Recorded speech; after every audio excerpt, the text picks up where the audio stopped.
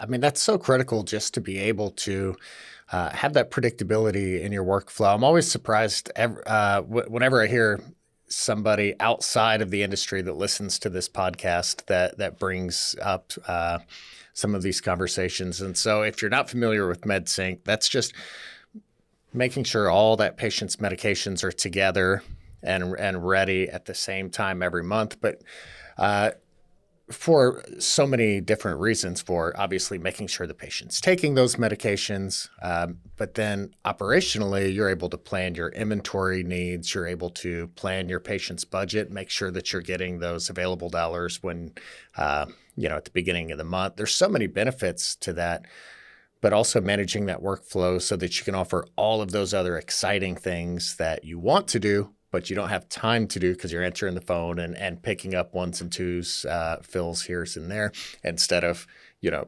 methodically moving that predictable workflow through your pharmacy. So it's something we hear over and over that, MedSync is a game changer. It's super important.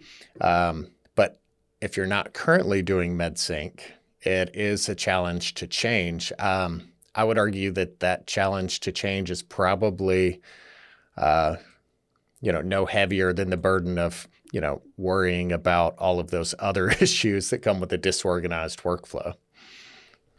Yeah, and I think that that was our first real, or my first real kind of experience with the ability to leverage technology from a standpoint of freeing yourself up for that practicing at the top of your license. Making sure that you're able to do what you really went to school for. What is so important to your community, and that became a theme for us. When I worked at a chain pharmacy, anytime we got a piece of technology or new equipment or something like that, it was specifically to cut labor hours. It was to make sure that they didn't have to spend as much money, and if they bought a robot script filling system or a pill counter or something like that, it was specifically so that we could shave the amount of bodies that we had in the pharmacy.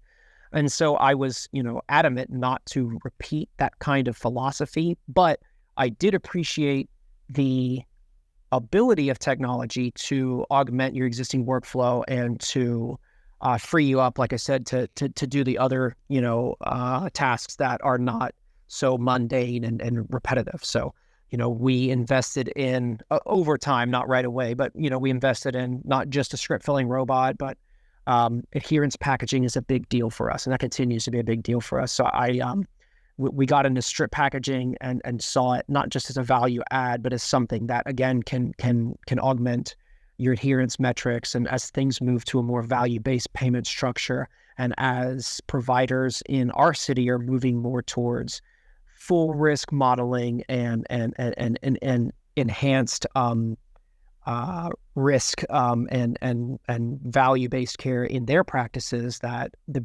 ability to offer that locally as like a same-day type service really helped to set us apart for our services compared to a typical chain pharmacy or even other independent community pharmacies that weren't able to offer those things. So that was really big for us. It also opened the door for us to participate in some other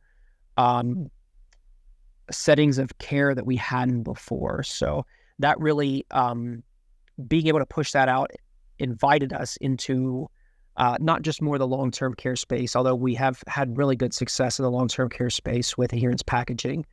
But it opened us up to something that I thought was just very interesting and something that we have done a lot of work in, which is drug and alcohol rehab facilities. And, wow. And we have several relationships with drug and alcohol rehab facilities in our area, and the ability to offer adherence and compliance packaging is something that has really set us apart, and it has really given them and their staff peace of mind that they're able to better take care of their inpatients with that.